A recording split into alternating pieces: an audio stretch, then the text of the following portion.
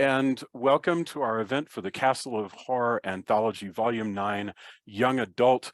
We are gathered here with many, if not most. In fact, I think we're only missing a couple of the authors of the anthology, and I'm so honored that they would spend time with us this evening, especially as we're getting busy in the holiday season, to talk about the stories that we've gathered together for this anthology. My name is Jason Henderson. I am the co-publisher at Castle Bridge Media with my good friend Intaglio, who is also on the line. Inter did the introduction for the Castle of Horror Young Adult edition, and he also designed the cover, which you can see behind me in the background there. So what I'm going to do is go around and introduce intro first, and then the authors to talk about their stories, and then we'll just talk about general process, and it's been a while since we've gotten together, so whatever else we can come up with. And if you guys have questions for your fellows, I want you to just go ahead and toss it out. So first of all, Inter, welcome. Thank you once again for a really cool cover and for taking on the duties of editing and introing.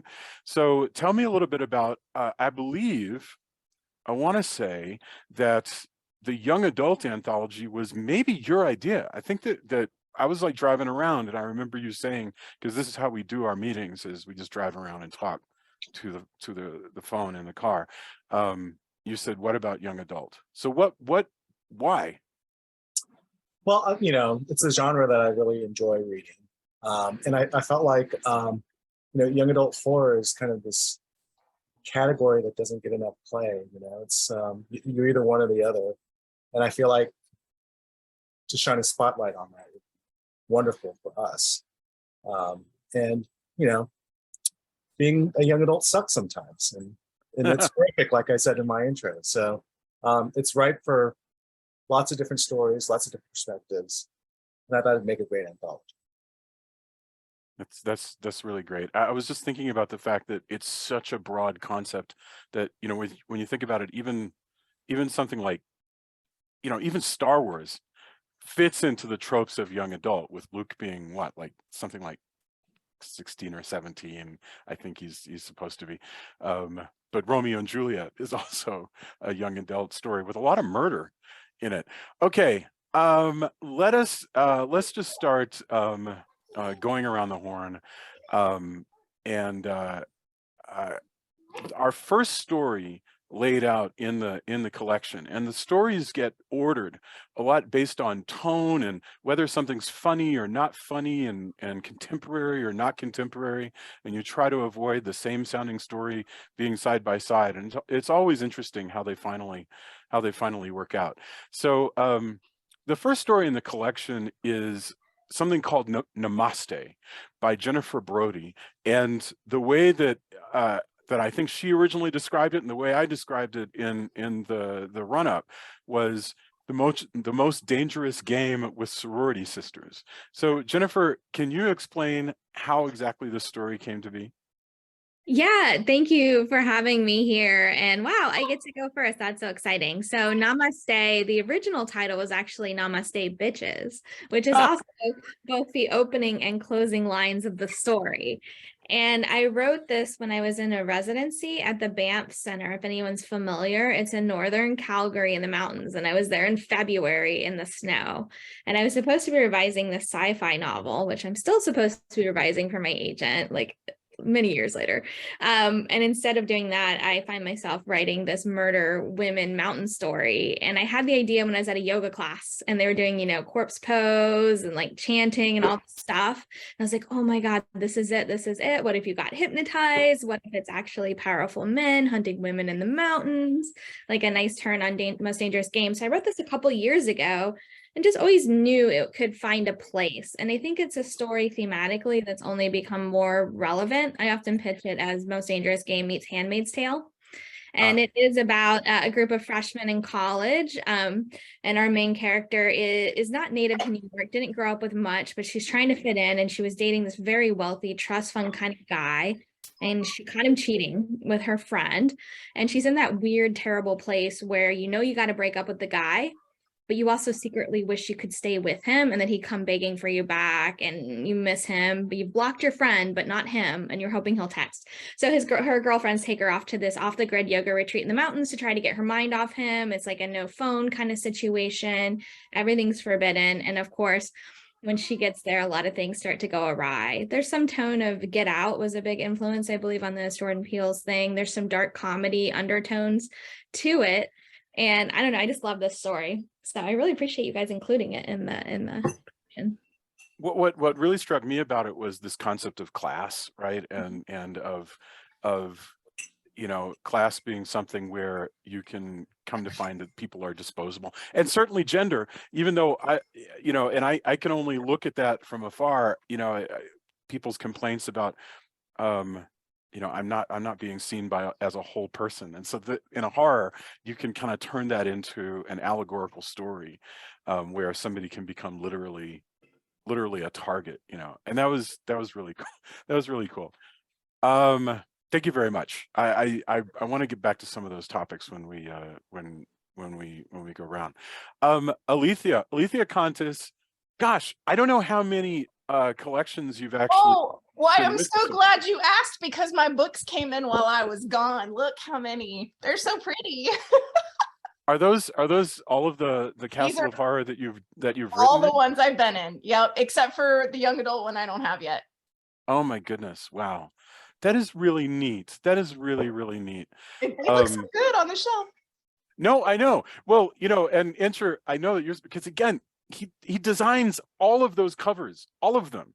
I And know, there's- I have a hard time picking a favorite. Like this one is amazing. Where's the women running from houses? That one is also so amazing. Yes. Well, and the women running from houses one is it's one of my favorite covers, but it's also from before Intra did the big revamp on how the anthology is laid out. We changed the font format and the binding. I don't even know what you call it on the end. Intra, what do you call the end of a book? The spine. Yeah. I'm sorry. This is what it is to talk extemporaneously. I'm sorry. Okay, so Alethea, welcome back. Your story is called Blood from Stone, and it is as different from Jennifer Brody's Namaste as you could possibly get. It still centers a female character, but it's magic. It's French. Tell me about Blood from Stone. I love Blood from Stone because it is so quintessentially me. Leanna will be able to agree with this because it is dark and it's fairy tales, and it is essentially about a girl who is so crazy in love she will do absolutely anything. But the person she is so crazy in love with is Gilles de Rais, or Bluebeard, or Fitcher, Lord Fitcher, if you have read your fairy tales. He's the mass murderer of the fairy tale world, with the bloody chamber and the many ex-wives who he, carves up into pieces. The fairy tales are about the last wives that he gets, and the woman who saves herself by finding her sisters cut up in the bloody chamber, putting them back together, and finding a way to defeat Lord Fitcher. But my question is always, what happened to the first bride? Like, who was the first bride? And why is there a bloody chamber? And why in this fairy tale is there, okay, he like puts the women in this room and he says, don't go in this room. Here's a key, but don't go in this room, and don't bring this egg. Which is like, what? Because eggs are porous and the blood gets on the egg and you can't get it off. And he knows they've been in the bloody chamber because they brought the egg into the bloody chamber. So me and my scientific brain is like, I want to make all this make sense. So in soap making, in the old days, you would have to balance an egg in the lye. And if the egg floated on the top, that's when you knew your soap was done. Otherwise, it sunk to the bottom. And blood, if it gets on a porous substance like the egg, is really hard to get off, like marble, like the marble floors in a castle. So I was like, who would be the perfect person to fall in love with this guy and want to be his wife? Well, it would be like the Cinder Girl, who makes the soap out of the ashes from the fireplace. And she loves him so much that she actually helps him kill a bunch of children trying to summon a god. Wow. I mean, I first of all, I have a question. forgive my ignorance, but Yes. is Bluebeard directly related to that story? Is it the same Yes. story? Is it literally just a derivation of? So Bluebeard and Fitcher's Bird were based on the real life story of Gilles de Rais, who went to war with Joan of Arc in France. You can do a bunch of research about him, and he was known for the mass murder of many young boys. They don't even know how many, maybe over 100. They know it was a lot. Yeah. Wow. Well, thank you very much. I think what I loved the most was this notion of obsessive love, of love for somebody who who doesn't deserve it, you know, and yet, you know, she's so you know, so explicit about how much she loves this person that doesn't deserve her love. And that was just really, it was very cool. Thank you. Thank you very, very much. All right. So yet another switch, and this one back to more contemporary times. Brian's not here, but he sent us a note. He said, so the next story was The Black House by Bryan Young. All right, so what I liked about this is it's a small town story. And he said, one of the itches I had was something in a really solid voice that wanted something and yearned for it. And he wanted to create kind of a To Kill a Mockingbird sort of small town thing. I am a sucker for small town stories. So, and it was really neat to go from like the cobblestones and castle walls of Alethea's story to the picket fences and so forth of mid-century small town, and, you know, love with a werewolf girl. So that was just really, really neat. And I'm sorry that Brian couldn't be with us, but he had surgery, and so he's getting over that, but he sent us a nice note, and so our heart goes out to him. Monsieur David Bowles, I think you were with us in the very, very beginning, and you've come back several times. And you're one of my dear friends, and we've spent so much time together as writers, just commiserating. So yeah, I'm so happy. So I'm so happy to see you back.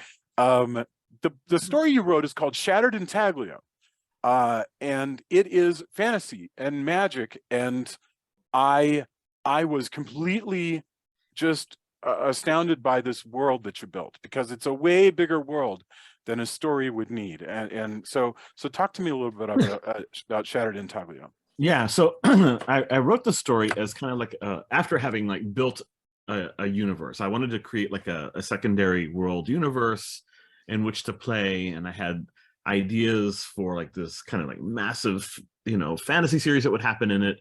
It was also like, it was my first attempt at like dabbling in YA.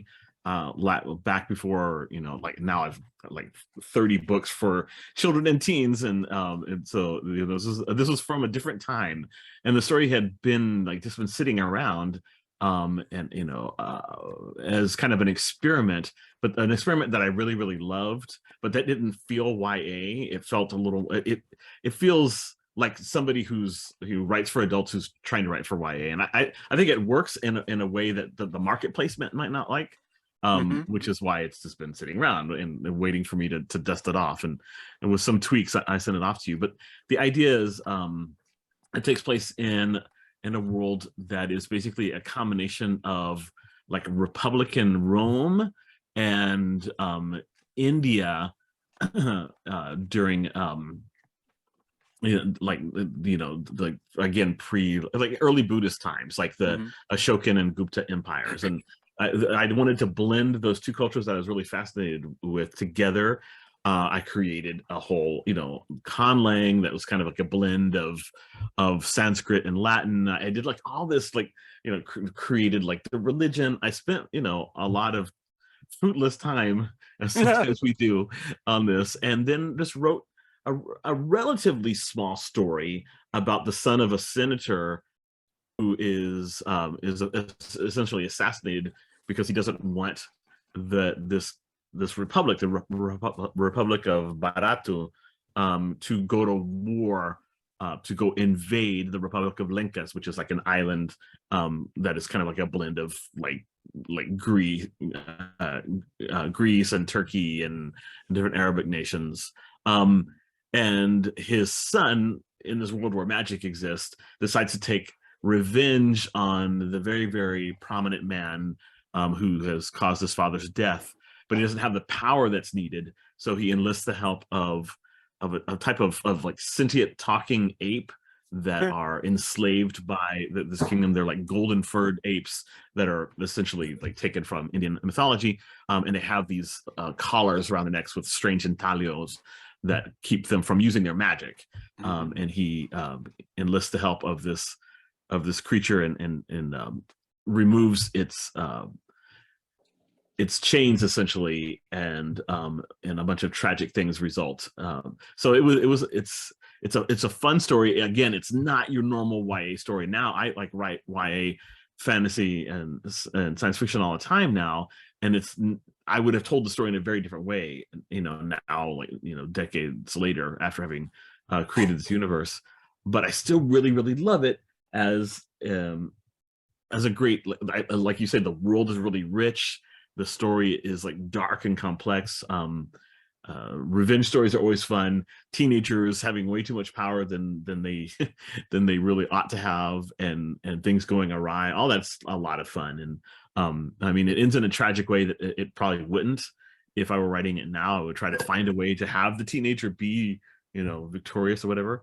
Well, you don't want to give it away, but yeah, if you were blasting it out into a 90,000 word novel, probably it would have a slightly different. Yeah, there would be a little bit. It would go a little bit further and be more things. But I mean, I like what it says. I like the lesson that it teaches about the price of revenge and the price of power. And so, I kept it around for a long time, hoping that I could use it someplace. And I'm glad that it resonated with you. And I think that readers will like it as well. It is an oddball story though. So just heads up. There's two topics in there that I hope we have time to come around to afterwards. And one is about what is it to write for YA? Like, what does that mean as an assignment?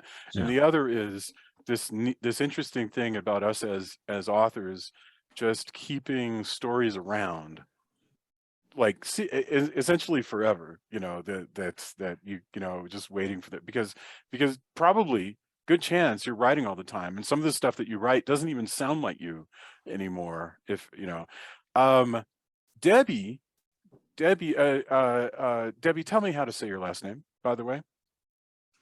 It's Daughetee. Daughetee, okay, which is what I was going to say. Now nobody will believe that, but that's the truth. Debbie Daughetee, in fact, you have a hell of a resume, and it's in television because you've written for like Murder, She Wrote, Dr. Quinn, Medicine Woman, and all this stuff. And what made me think of it is, as David was just talking about how his voice has changed, I know that there are changes in how you might do the script for a 40-minute episode versus a short story. And for yours, I try really hard to go from one feel to another. So you leave David's, sort of antique and horrific feel to yours, which is a very haunted and contemporary story about a girl who does gravestone robbings and, family pain and stuff like that. So first of all, do you play in the world of horror very much? And tell us a little bit about how the story came around. Yes, I, as a matter of fact, when I got into television and I was writing on stuff like that. Add royalty list. I'm sorry, what? Oh, I'm sorry, hang on, let me. Okay. I was writing for Dr. Quinn and Touched by an Angel, and Murder, She Wrote, I got to do a vampire episode, so that was right up my line. My horror friends were saying, "What are you doing?" Because I've been in horror for a long time, and getting into television, you go where the breaks take you. So that's what I was doing. But the story actually, it starts when I first got into television. I was a writer's assistant on a show called Tour of Duty, and I used to answer the fan mail. And there was a lot of stories about vets with PTSD. And one of them wrote about how he couldn't talk to his family about it. He would sit in the garage holding the grenade pen. And that that tour of duty helped him to start talking to his family and help him. Ever since I started reading those fan letters, I've been very interested in PTSD. And then in 2017, I had a double lung transplant. And after that, I had PTSD myself. I couldn't read or write for a number of years because I didn't have the focus. So this is one of the first stories that I wrote after my lung transplant. So it was so exciting to have it sell. And I wanted to write a story about the background is that it was a veteran suffering from PTSD who committed suicide, and his daughter found him. And it was, with a gun. And so it was very graphic, and the family pain that causes, and how she retreats to the cemetery and starts making grave rubbings and finds a little bit of magic. And I had this story for about a month and it wasn't working. And then my husband told me about this thing he read about depression, and they described it as a black door. And that just gave me everything I needed to make this story into what it was. So that's the background. I'm so happy that you're with us, and thank you. and I'm happy with this is in general, but also tonight, and that's a wonderful background. So thank you very much for Thank you for having me. sharing. I'm very excited.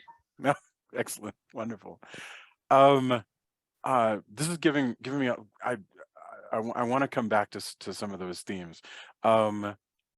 Okay, Julian, who I think you actually go by Joey, isn't that right?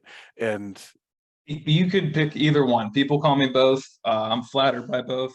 Julian's just a pen name, but whichever you prefer. Whatever you like. And I'm writing down here pen names because I'm just curious why some people use them and some don't, because James is also here and he writes under a pen name. Julian, your story, we go from a sort of Twilight Zone magazine sad story from Debbie to a blood spattered EC comic gory story from you. And it's just so funny to me that you said, oh, young adult, I'm going to write something about murder and baseball cards. So talk to me a little bit about 1-1. So 1-1, it is an homage to a baseball card term and sporting card term. Some of you might be familiar with it. It is basically, if you see 1-1 printed on a baseball card, it is one of a kind. It basically means 1 out of 1 ever printed. I had never heard of that before. I had literally like the idea that you would have literally, is that a real thing? Like Topps will make a single card that in 300 million people, one person gets this card? Yes and no. So Topps will release a whole series of, like, let's just say baseball in 1 year. There's 500 base cards, but each one of those cards has a certain amount of serial numbered cards.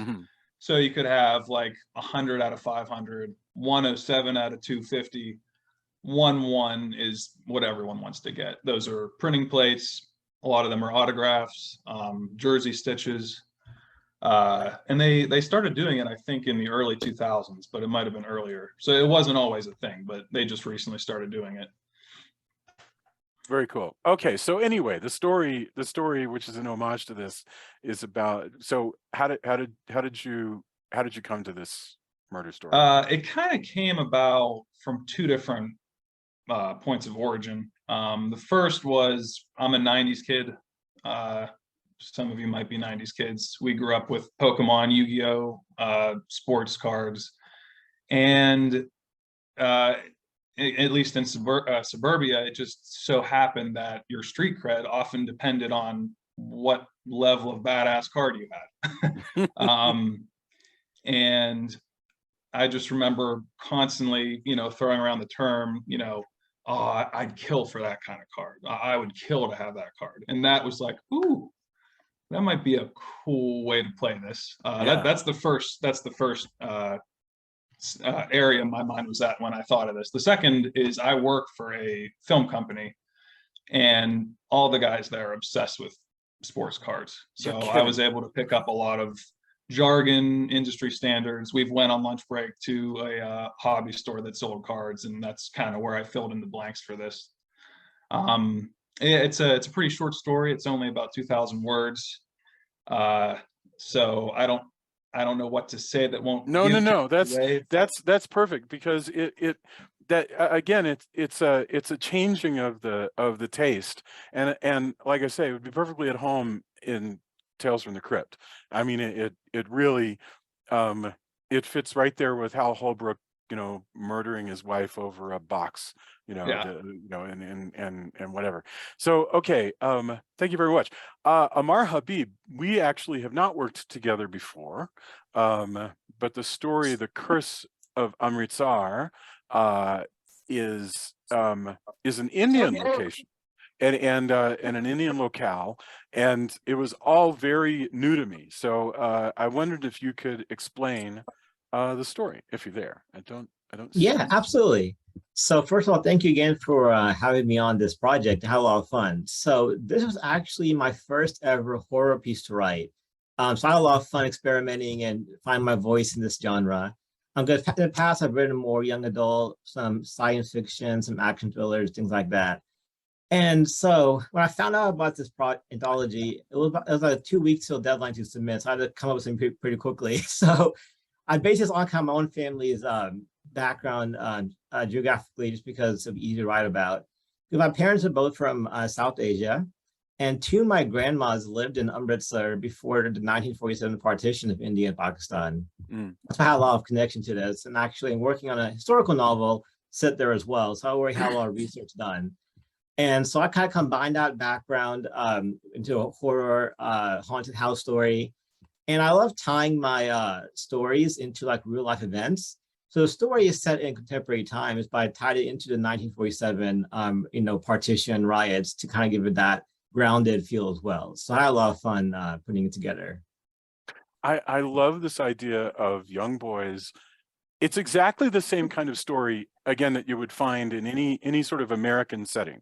Boys joshing one another to go stay in a haunted house, but it's tied to this very specific history and that was very special, because it might even, inspire you to go look this up and find, given that the city's real. So I really did appreciate that. That was very cool. And it reminded me of a Twilight Zone story. All right. Jess Hagemann, and am I to call you Jess? Is that what you want to go, or? Yeah, Jess is great. Thanks. All right, very, very good. So the story was The House of Many Rooms. The funny thing was, going from Ammar's story, which was very specific and very very tactile. Some people are going into a haunted house. In yours, this was something like the House of Stairs by William Slater. It was an extremely weird and allegorical story in which people are disappearing. Can you tell us a little bit about The House of Many Rooms? Sure. So I live in Austin, Texas, and this story, The House of Many Rooms, was loosely inspired by a real life missing persons case in Texas. And it's something that it's still unsolved to this day. And I have just been fascinated by the story ever since, and thinking about it all the time and wondering what could have happened to this young kid who was on his way home from school for winter break and just disappeared along the side of the road. And so that's where the story started for me, was I wanted to explore one possible ending for this person's story. Of course, it gets very fantastical and is not meant to be a realistic solution or explanation for what happened. But, as I thought about it, I was thinking, well, what is one of the more horrifying explanations for this story? And then how can you make that even more horrifying well, it doesn't just happen to him, it only starts with him, right? And then everybody slowly starts disappearing, and the people who disappear become known as walkers. And what does it mean to walk? We follow the kind of narrator story as she first watches the initial young man disappear and then walks herself straight into kind of a parallel universe. And, you know, the title comes from some research I was doing for a novel concurrently, Bible research for a novel about a cult. And so the House of Many Rooms comes from the Gospel of John. And so this kind of notion of something that is meant to be like a very benevolent, pure, beautiful religious image, subverting that as well until it becomes cosmic horror in my story. So it's that's so what I was weird, thinking. man. I mean, it's really creepy and poetic and weird. I really like that story a lot. Thank you. Just very strange. By the way, Texas, so many of us have a Texas connection. David's from Texas. Incher and I grew up in Central Texas. Like, and in fact, I know a lot of you guys are. Anybody else from Texas that I'm missing? Yes. Oh, three at My least. husband's from Texas. Yes. Well, I mean, yeah. I mean, it's a big state. Okay, but yeah. All right. Stephanie, Carmen, and Ammar. And in fact, Stephanie, when we get to yours, I think yours actually takes place in Galveston, if I recall. So, very cool. All right. In fact, speaking of Texas, Carmen, your story, A Tale as Old as Time. The funny thing is, that title makes reference to mermaids, but the story is, it references that because it's something that this young lady is really interested in, but it's really about this girl coming into her own as a person who has an understanding of magic. And I really loved the world that she's in, and the grandma that doesn't trust any He of doesn't the news. trust TikTok. Yeah, she doesn't trust TikTok. She thinks it's a conspiracy, which it probably is. So tell us a little bit about Tale as Old as Time. Well, that was really fun for me to write. And also, yo soy pura tejana también. Hi, David. We were in an anthology together. Anyhow, so my story, I took some ideas from my ancestors. My mother had a great grandmother named Mama Cuquita, and she was a curandera.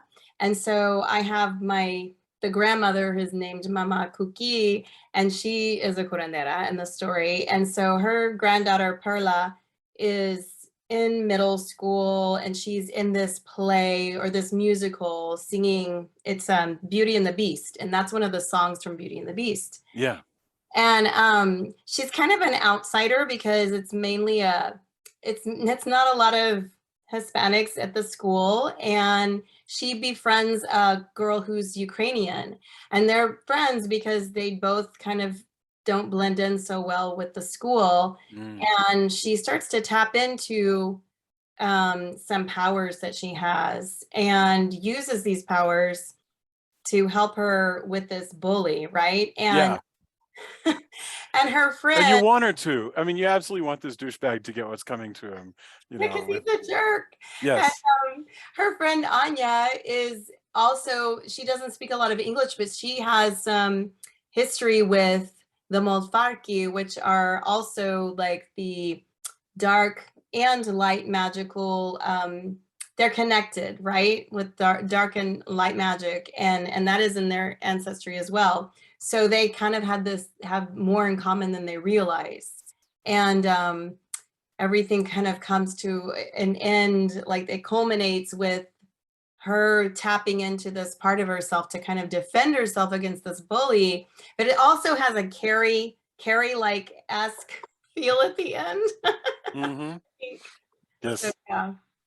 Well, otherwise it wouldn't be horror. So that's really wonderful. And I love it when people can present the place they grew up such that those of us who didn't grow up there can kind of go, oh, I get what it's like to be in that neighborhood, and to be on that hot concrete, you know, and to be in these apartment buildings and what have you. So that was just really neat, and it was a good presentation of that world. So James, I'm sorry. I should call you James. I had books of yours. I dropped them at your house yesterday. So you and I live like 10 miles from one another or something. So welcome. Anyway, so your story once again is a shift, and you can see the themes where I tried to order them so it's a grounded world and then a more fantastical world, and a grounded world and more fantastical. I called yours Lovecraftean. It's called The Light at the End of the Tunnel. It features some really creepy creature making that I really enjoyed. Can you talk about Light at the End of the Tunnel?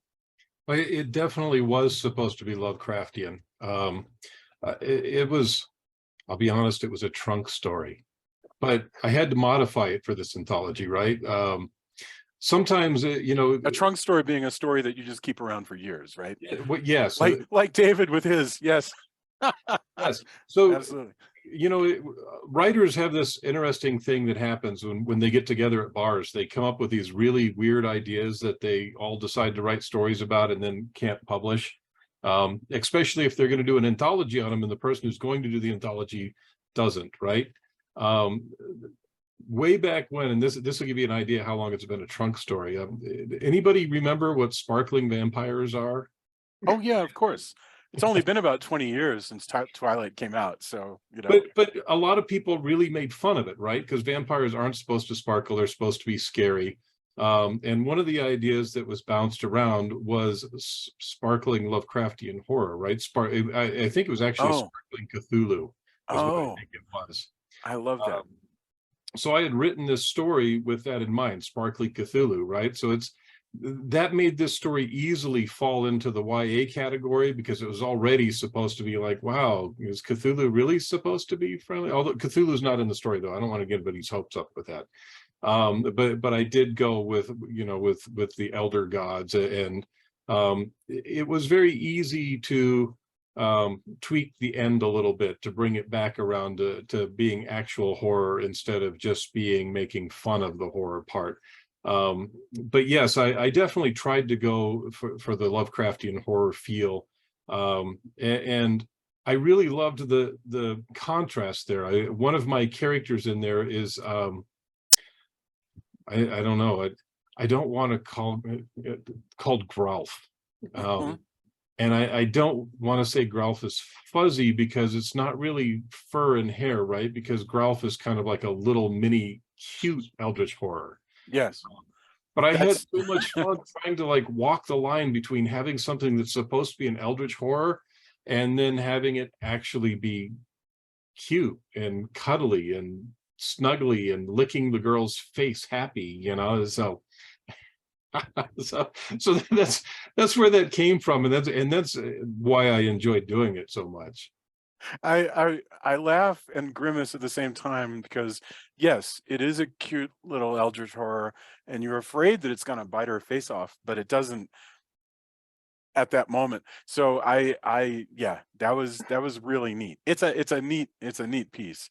So if we lose Julian, who has to run off to emergencies, thank you so much. And thanks for explaining the 1-1. Hey, thanks for having me. Yes, sir. Everyone. And I'll send you links. All right, Mike, this is, I think, your second time joining us, and I enjoy seeing your tweets, because I live on Twitter. Twitter is sinking like the Titanic, but I'm going to keep floating on it and playing Amazing Grace until there's no Twitter anymore. I just live Me there. too. I can't get enough of it. So your story, this is the second you have your own style that's it's very specifically Mike, and I really enjoy it. And this is the second one that's sort of about a youngish man, and this one's called I Am Laid to Rest in Maine. And it's one of very few stories I've written from the perspective of somebody who has recently died. So talk to me about that. Yeah, so at the time that the first anthology that I was in, Love Gone Wrong, came out, I was taking a Gabriel Garcia Marquez class. And it was just me and the professor and one other student. So it was nice one-on-one. And we read The Most Handsomest Drowned Man in the World, which is a short story that is written from the perspective of well, it's written about a dead person. And then I'd also watched a lot of Love, Death, and Robots on Netflix, and I'd seen The Drowned Giant. So I went to actually find the J.G. Ballard story and read that. So I had a lot of dead people stories kind of floating around. And I wrote it in May, and then I played with it a couple of times, and then I realized, like, well, you know, I wrote it about a kid, and you know, it's kind of horrific. This could be a good chance to try to put this out there. So yeah, I mean, it really all came together in a few days for like editing this story to what it is today. I mean, once I like realized what I wanted to do with it, I had like a last minute sort of like come to Jesus moment, and I completely rewrote the whole thing. I saved like the first paragraph, that's it. But it was a lot of fun. I'm in a poetry class right now, so the poetic language kind of definitely came in very naturally. I was trying to think about like, how would I use poetic metaphors or kind of like poetic language and sort of that in this story too. So it was a lot of fun to write. I think it's really great to have some of you with a very poetic voice and some with a much more naturalistic voice. I definitely do not write with a poetic voice, so it's really fun to encounter it and sort of take it in. David has a more poetic voice, for instance, than I do, and it's neat. It's just really neat to be exposed to these. So Scott Pearson. And by the way, I want to make a note, if we can talk afterwards about how y'all actually put together your stories and how long it takes to write them. But Scott Pearson, The Creature in Jay Cooke Park, you have a sort of Scott Pearson grand unified theory of stories, because you know a lot of yours go together, and this is a story that takes place in a world where monsters have started showing up, and you've just told a bunch of small little sad dramas in this world with monsters appearing. This was The Creature in Jay Cooke Park, and it's like Stand By Me with monsters. So talk about that. Yeah, I put out a couple years ago a book with a short novel by myself and a buddy of mine, Bill Leisner, that started this this shared universe between the two of us, where these monsters, shape-shifting monsters, are slowly appearing and more frequently appearing in the world. No one knows where they come from. No one knows what they're up to. And the plan is that as we progress forward through the decades, you know, more and more stuff will happen, more and more stuff will be figured out. And we're trying to work on longer stories, but in the meantime, I've started working on these short stories when they just happen to fit into the themes that your anthologies bring up. Right. The story that I did for you in this world, this is actually now my 4th volume of Castle of Horror that I'm Unbelievable. in. Unbelievable. But in number 7, I did The Loneliness of Monstersm, and that was one where the story idea had been bubbling in my head for several months at least, and then when the theme came out, it was just like was a lightning strike. It's like, wow, this story fits that theme perfectly. But in this case, this was a brand new story that when the theme came around, I just kind of started thinking, well, maybe there's something else I could do in my existing world, and then I don't know, it was just one of those inspiration things where just that sentence, "Stand by me," but with a monster instead of a dead body, just came into my head. And I love mashing things up. So I love, you know, this world is kind of a science fiction world, but these stories have a horror angle to them. And they're period pieces because the novellas that we wrote were set in the late 40s.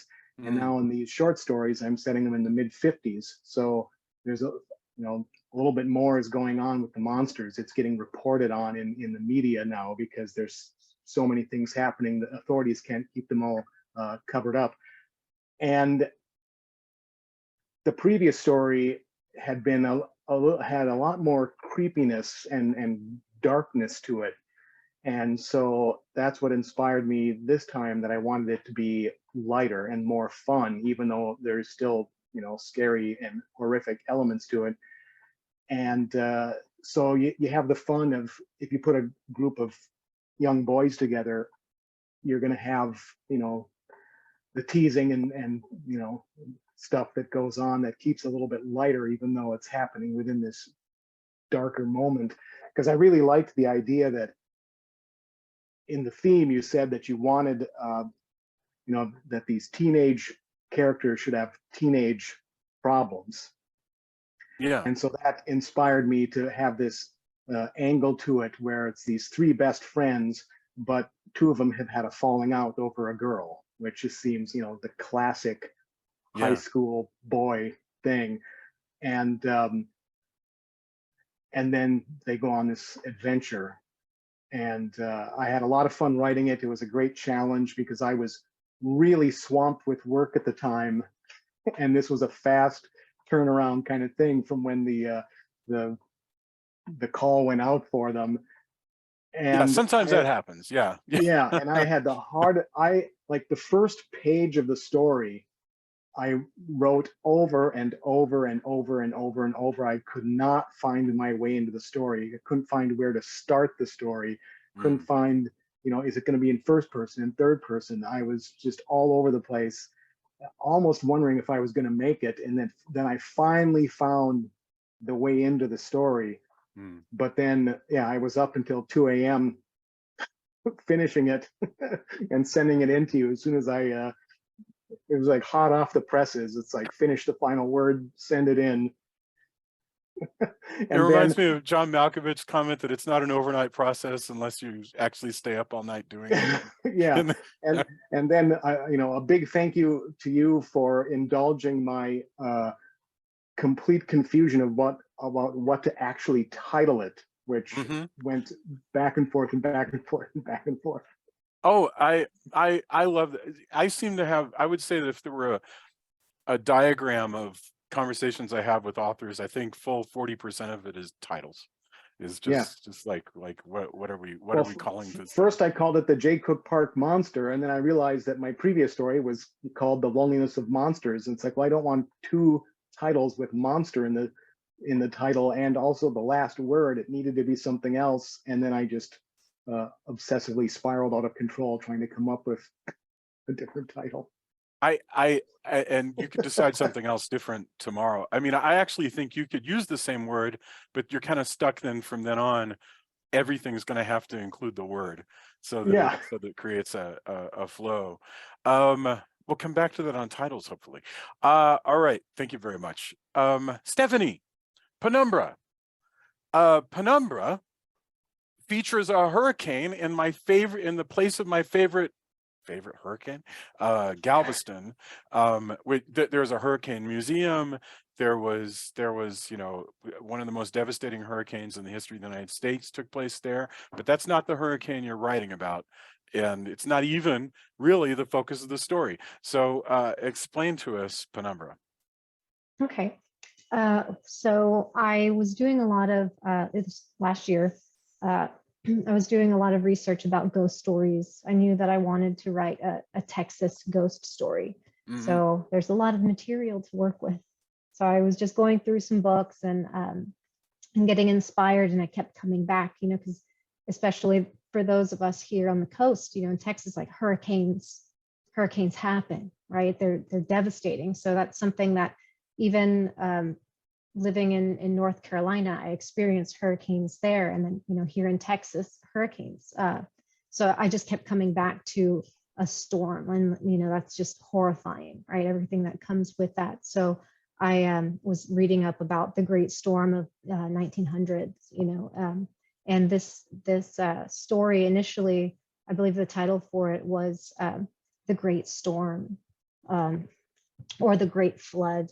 But I wrote the story, and I felt that it was tied up too nicely in a little bow. Like there wasn't too much at stake by the end of it. It was originally more of like a middle grade. So without that constraint, I was like, okay, I can make it a little scarier. I can what's the term they say, like kill your darlings kind of thing. And so I went there with that, and I think it was maybe 2 weeks before I sent it to you. I was going through it, and I just did the revisions. Also title change to Penumbra. It's a story. I struggle with trying to talk about it without giving away the ending. It's tricky, but I have a sister. We have a 17-year difference. So she's a teenager right now. So I was thinking of her doing this, and it's a story about two sisters, an older sister, a younger sister, and it goes on, with our social media and everything, especially with the younger generations. They'll do whatever it takes to get that clout, like that perfect shot, even if it means putting themselves or others in danger. So I was playing around with that, and like, what if I get these girls, right before hurricane, but then they get stuck in that hurricane, and one of the older sister is Alex, the main character of the story, and she ends up trying to get her sister, like, let's go, and her sister's the photographer. She's like, just one more shot for my page, just one more shot. And it takes place, I was envisioning like a futuristic Galveston where Pleasure Pier is no more. Like Pleasure Pier has been since devastated, and so she's like, oh, I'm going to go to Pleasure Pier, I'm going to get some great shots from there. And so that's where Ruby is her name. Ruby goes, and Alex is just like, oh my gosh, typical, I have to go after you, come on. And as she goes after her sister, the hurricane arrives, the flood comes into Galveston, and instead of Ruby getting swept away into the sea, it's Alex, the one who is trying to protect her. And so the story is just about Alex trying to survive the hurricane to get back to her sister. And I have some supernatural elements in there. The great storm of 1900, like I think it was at least 6,000 people died, at least. So it was super devastating. And I just imagined, all the lost souls at sea. I believe in my research too, there was imagery of people just taking the bodies, taking the corpses. There was just so many that they would just take them out to sea and dump them. So there's imagery there. Yes, I have imagery there. And while I was writing as well, Dia de los Muertos was going on, so we had gone to that festival. So that later plays into the story, again, without giving too much away. But I wanted to have a Texas story. I wanted to have a hurricane story. I wanted to add some cultural elements for my family, and I cried. I felt like if I'm crying, it's genuine, and I hope it comes across that way.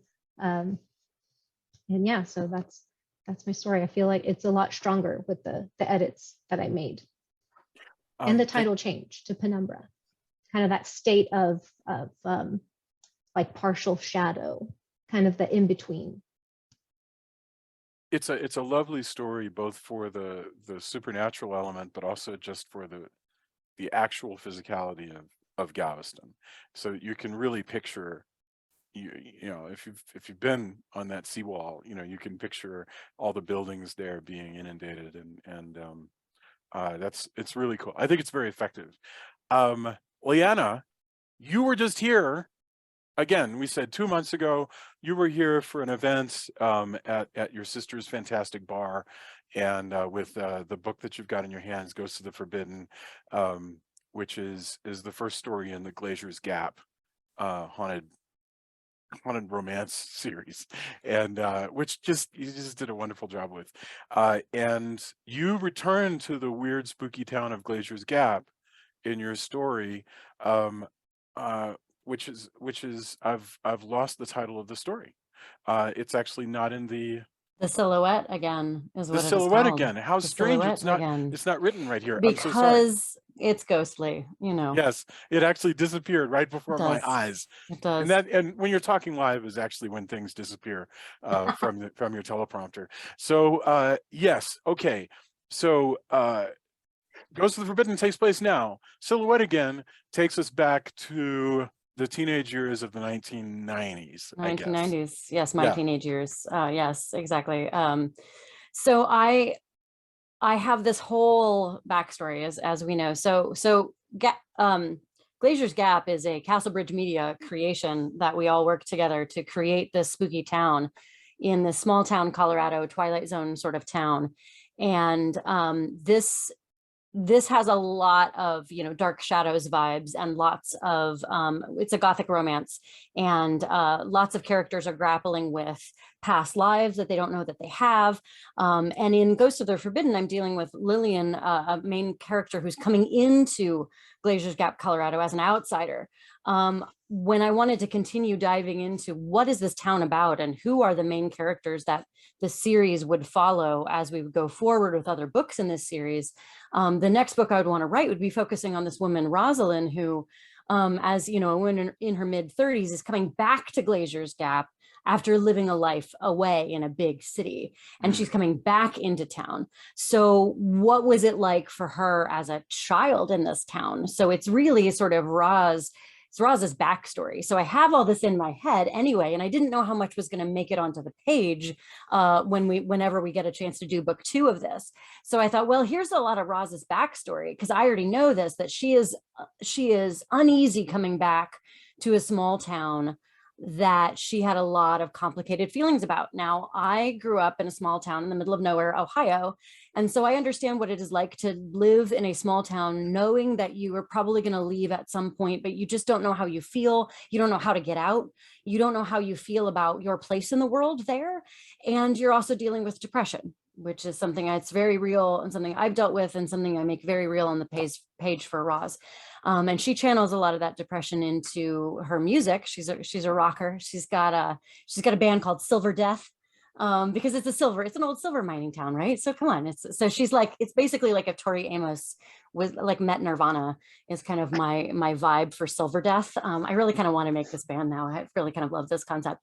But so she's on like, you know, rock piano. She's this like, you know, punk rocker who is in love with both of her bandmates. One of who is like super goth, and the other who's just like, you know, just like a hot ginger who becomes the town bartender who you meet in Ghost of the Forbidden. So it's all this like interweaving of these characters that I feel like I know really, really well. And so I have this sort of moment of, okay, I want this sort of slice of life moment for you to meet Roz as a teen, and full of teen angst and full of a kid not exactly knowing what life has in store for her, which was very me. So I was like, I'm going to pull from some of my own experiences here and my own difficulty with, you know, a negative, if not suicidal ideation, stuff like that, which is very real and it's something that I want to be accessible for anybody to look at this, because I know it's something a lot of teens deal with, and it's definitely something I've dealt with. And so it's like, I just wanted to be real about that, and then have this other creepy thing that happens, because the thing about Glazier's Gap is it's full of creepy things. So what's creepier than literally a silhouette outside of your bedroom periodically, and you don't know what to think of it, you don't know what to make of it, and there's this, you know, there's this sort of family legend about, oh, our family has a guardian angel, and like, well, that doesn't look like a guardian angel to me. That looks like someone It might be else. demonic. Yeah. So I don't know about that. And then, you know, so it's the concept of like also family myth making too. And so what is that thing and why is it there? And its presence is just this sort of dread that goes through this very atmospheric little story that I also was writing in a fever dream of like being on the road for my nonfiction about ghosts while I'm on the road for this book and trying to get this into you by your deadline. And so there's some fever dream in there that just got right into that page because I was cranking out this deadline because I wanted to go back to this town. I love this town. I love what we built with this place. It is this dreamy, spooky place, and I wanted to live in it a little bit more. But it really is, it's powered by the dread of what the hell is that thing outside the door, while Roz is thinking like, what is my place in the world? And I think that's, I hope that is continues to be relatable. I'm so happy that you came back to that world and that it's like laying in these tiles, right? That begin to and they're all creepy, but it shows more and more of that town. So thank you very, very much. It's funny, actually. Let's talk about that. I would love to hear from you guys. There's all these things that you guys have brought up about process. So Leanna, you mentioned to me this story when you were in town. You said, I'm working on this story. I'm going to try to get it done. I'm working on it at night in my hotel room. When I used to write stories for Polidori, which was a party that we used to have, I'm sure you remember back in the 90s, I would often go to the library I had like 6 hours to get this story written before the party. Does that pressure help? You know, like, is it helpful for somebody to go, I need this story by Sunday night, or does it cause you to freeze up and not do it? Deadlines are real. No, deadlines are so key. Deadlines are absolutely necessary, especially for me, which if I don't have that external thing, I can't make my own deadlines. I have to have somebody make them for me because I need that external goal. That has my full support. Yeah, I love the external deadline because I'm horrible at getting stuff done on my own pace. Because I can live with shame if I disappoint myself, but I can't live with disappointing other people. So yeah, there is a lot of truth to what David just said, but counterpoint to Scott and Leanne, that's the whole reason why I don't do NaNoWriMo anymore. You put that deadline on me, and I actually freeze up and stop. And I can write a novel in a month, but not during November when everybody's asking me if I can do it. So yeah, and that's almost like an amorphous kind of competition, though, right? You're like, I don't know if I want to dive into that. That feels really, I don't want to be competing with other people to see who gets a novel finished. There's a thin line between accountability and whatever becomes toxic past accountability. I don't know what that is. I went to Clarion West, and we had to write a short story a week. Goodness gracious.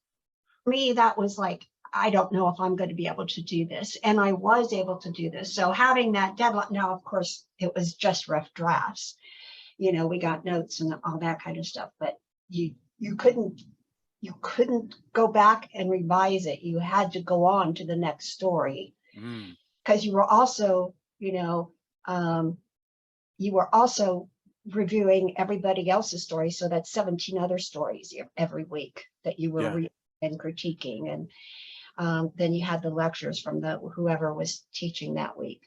But it really taught me that I could do it, having that deadline. I don't need a deadline. I mean, I was sick for so long and I just, had to write whenever I could write. And I learned in television that you can't tell them I don't feel inspired right now. Yeah.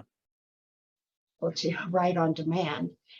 But I didn't think I could do a short story a week, and I did. That's amazing. That sounds like a really cool challenge.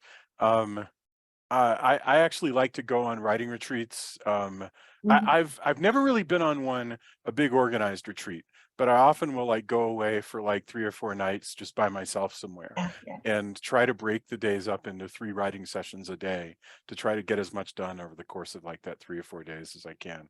And it's almost like a cleanse, because I couldn't keep up that kind of work pace indefinitely, but I can do it for 3 or 4 days, and that's God, I love that. I love it more than anything else. It is my favorite writing activity. Okay, so I made notes as I went through, and one of them was on writing for YA versus versus writing in general. Does that mean anything? I mean, in other words, if somebody says, hey, listen, I need a middle grade James Bond, can you get me a middle grade James Bond? And you go, sure, because that's what we answer when people ask us. We go, absolutely. What's the deadline?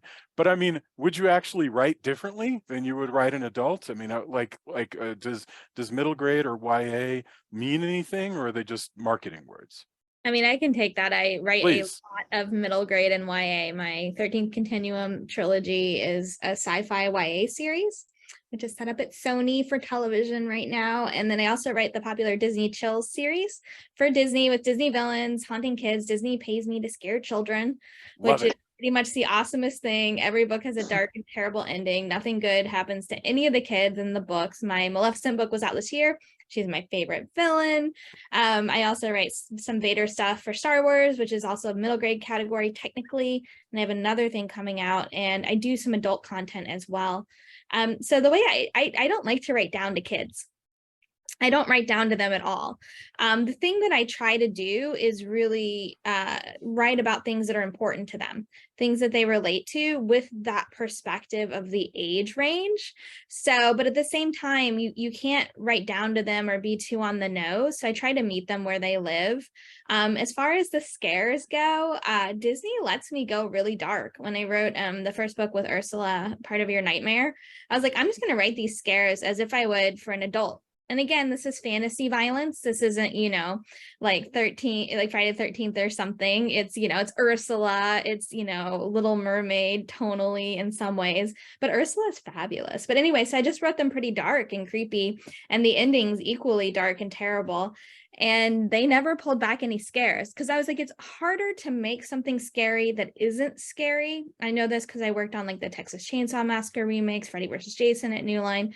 If it's not scary in the first place, then to take something that's too intense, which is the case with, for example, the Texas Chainsaw remake, we had to cut that back because it was so intense. I think Michael Bay did the recut of the film. But it holds up because it is really scary. It was all in the can. We didn't have to reshoot for scares. So that was my approach with Disney, and they've never pulled it back. I just get notes from my editors like, oh, this is so creepy. Oh, this is so terrible. Oh, this is awful. This is the worst ending yet. And so that's kind of my approach to it. And I grew up in the 80s and 90s. Someone else mentioned that. And we had the Disney Channel, and so much that was on there traumatized me as a child. Like Return to Oz. I don't know if there's a you guys, no. It's an adult. Return to Oz. Return to my God, Oz. the heads. The heads, the wheelies. I'm still not okay about the heads, you guys. Yeah. I still I think about blocked that. out the talking chicken, and then we watched it as an adult, and I was like, I didn't even remember there was a random talking chicken in this Faruka Balk movie. And he wrote those in the 1900s. I know, and they're terrifying. Or even the Lion, the Witch, and Wardrobe scared the crap out of me. Like that witch was so scary. Wizard of Oz, the original, I think is scary. Disney's The Black Hole. Does anyone remember that? Yeah. Oh, Maximilian. Oh, right. Yeah. I'm sorry. Yes. Yeah, it took me a while to remember The Black Hole. Yes. They thought they were making Star Wars, which I think is the funniest thing. It was the biggest bomb. Disney was like, we're going to make our version of Star Wars. And that was Disney's The Black Hole, which is nothing like Star Wars. It's as if like C-3PO like was murdering people in his spare time on the side. So Granted, that would have been more fun, yeah. Yeah, so I feel like, some content nowadays for kids, I think they try to make it a little too safe. And I don't want to say PC is not the right word, but they try to curate. And the best way to experience, anything that makes you anxious or scared is in literature, right? It's in a situation where it is a safe context because, it's on the page, it's not in real life.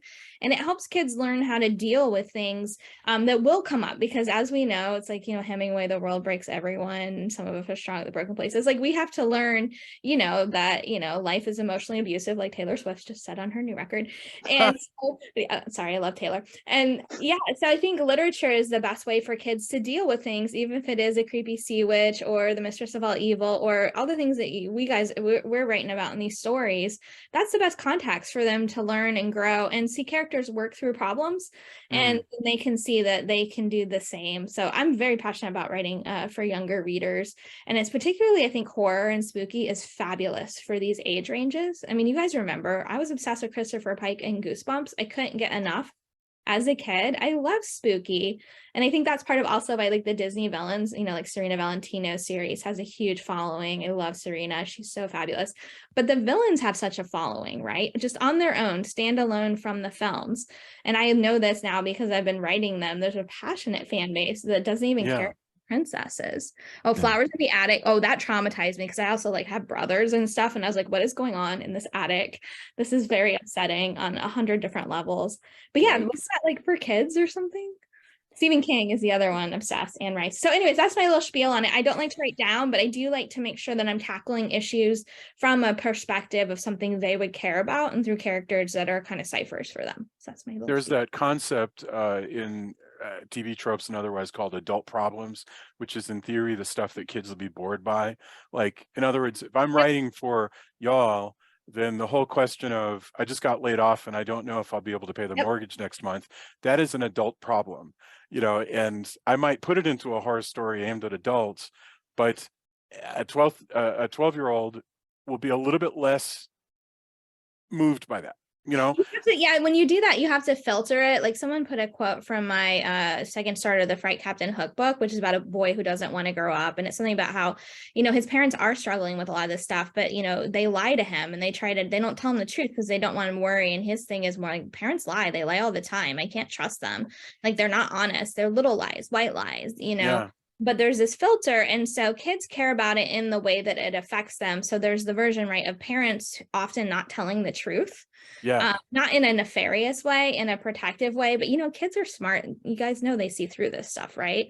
Like they're super aware. And then there's the version like in Part of Your Nightmare where it's the situations the parents have just recently separated. I wanted to write like that situation, which is newly separated, not divorced, but now dad's living in kind of a gross little apartment and finances are very strained now because of the double households.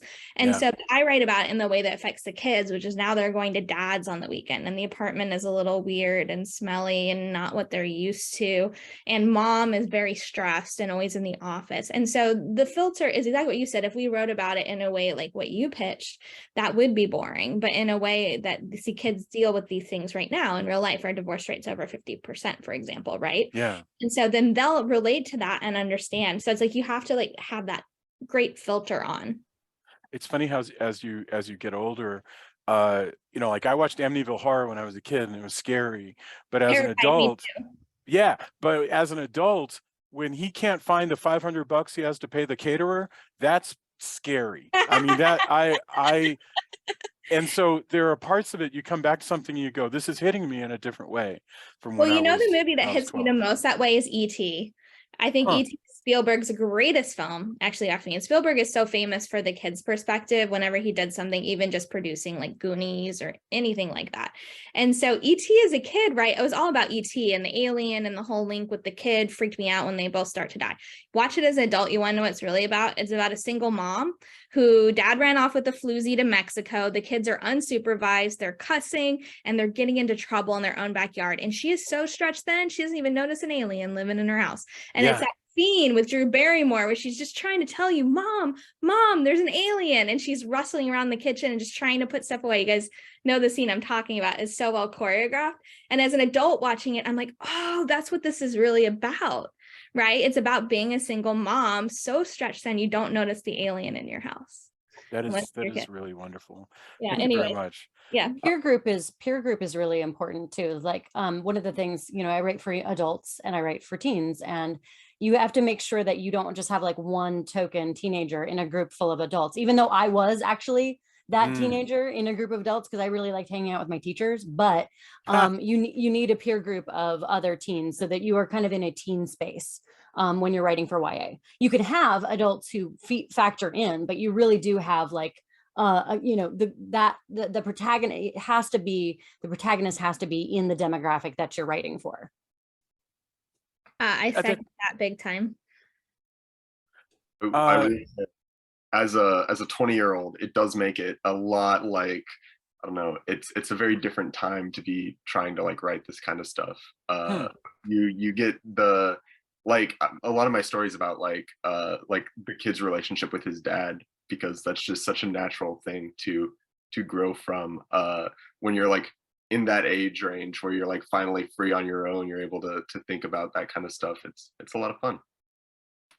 Wow, I'm trying to imagine being that close to being a teen and writing about teens, and it's beyond my imagining. That's I got one last question, and then unless, actually, before I ask anything else, are there any questions from the chat that might be worth addressing? There was one that I'll throw to the whole group, which was about pseudonyms. So and that was aimed at Jennifer, who does a pseudonym, but also James, you use a pseudonym. Yeah. So I've used them and I've given up on using them. But why use them? Why not use them? Well, I can talk. My pen name came about. It's Vera Strange, and I love my pen name. I love being Vera Strange. It's fabulous. My original stuff I'll publish under my name, which is Jennifer Brody. And when we were first creating the brand Disney Chills for Disney, we thought, wouldn't it be fun if like the kids were like, who is this creepy person who's writing these really scary books? You know, because it's this age range of 8 to 12, there's still a suspension of disbelief, right? They're still able to believe in certain things. It's like the Lemony Snicket idea, right? Like who wrote Lemony Snicket?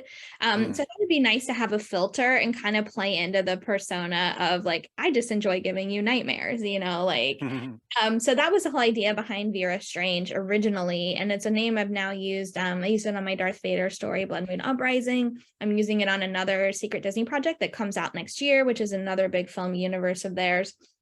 And I think I'm going to continue to use it in other work. But one of the things I think about it as is it distinguishes a lot of my more adult work from my middle grade series, and particularly my spooky villains work, because I'm now known as the queen of villains, apparently.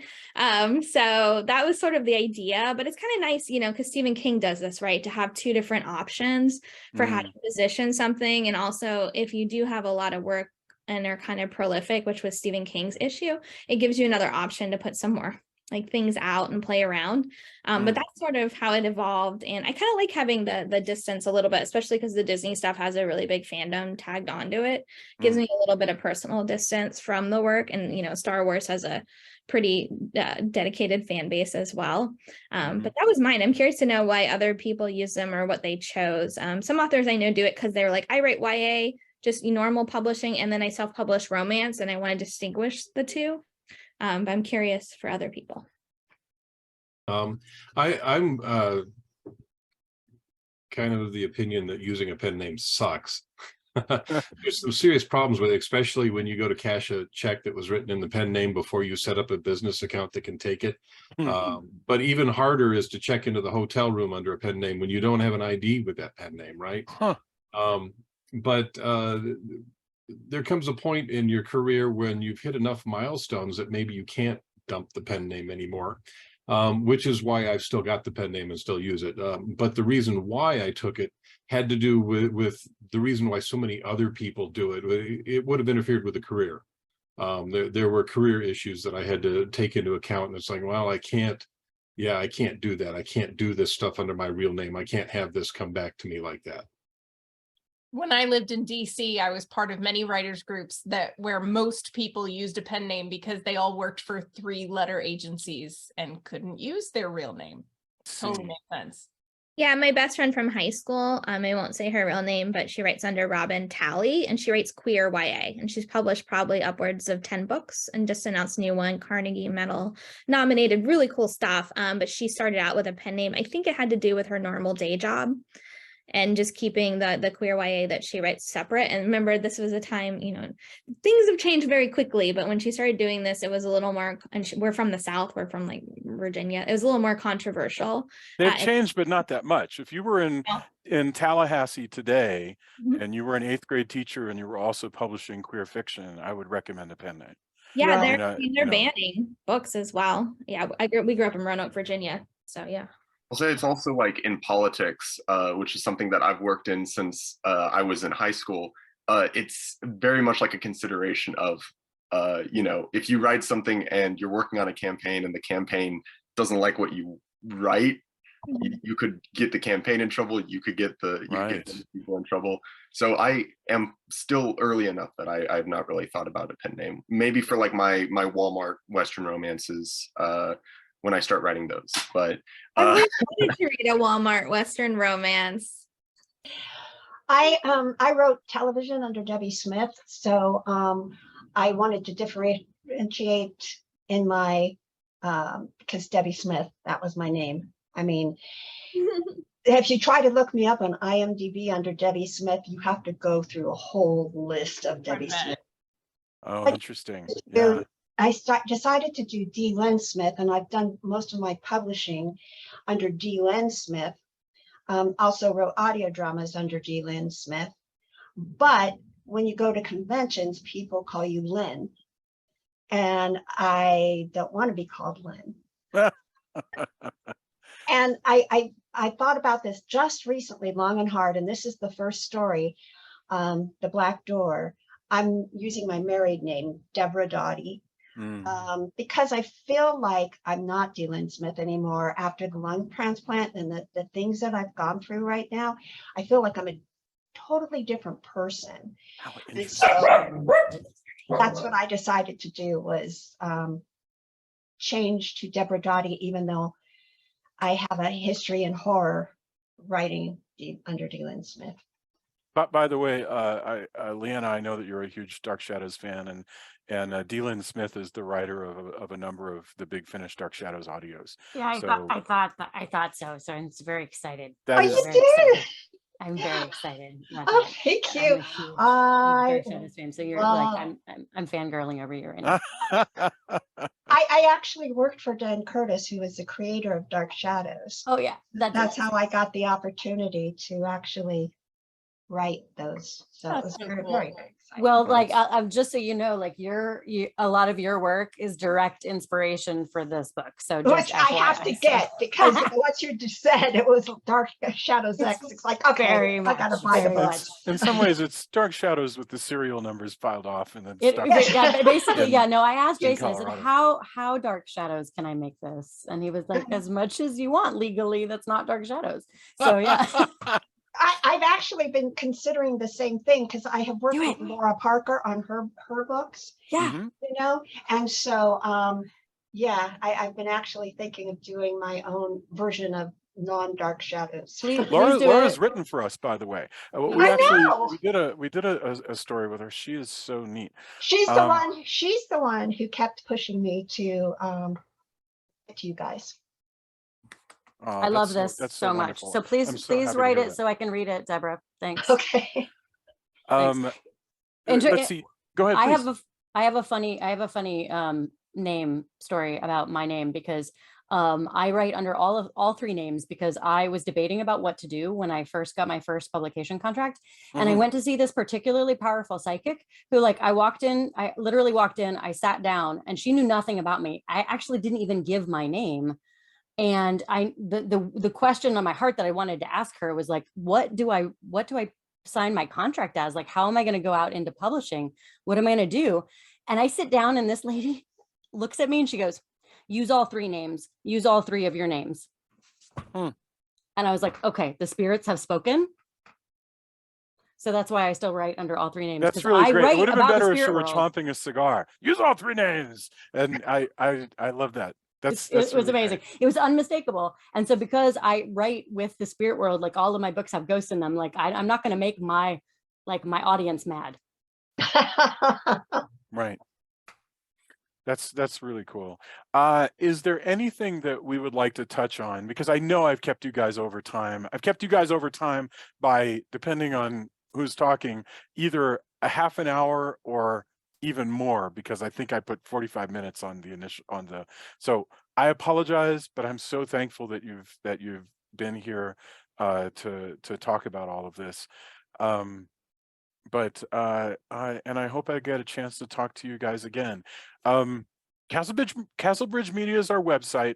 I will send all of you links to this talk, but I will make sure it goes up on our YouTube page and our Facebook pages and everything. The new book is called Castle of Horror Anthology Young Adult Volume 9. It's been wonderful listening to all of you share, and I wish I had more time to share with each of you. So hopefully we'll get a chance to do that soon. Everybody have a wonderful, wonderful evening. it's going to get busy. So if I don't talk to you before the new year, happy holidays and happy new year. I'll talk Thanks, to you soon. everyone. You guys are all Thanks. amazing. I loved hearing all Yeah. your stories and sharing space with you in the book. Thank you very Thank much. you. Guys. So excited to read your work.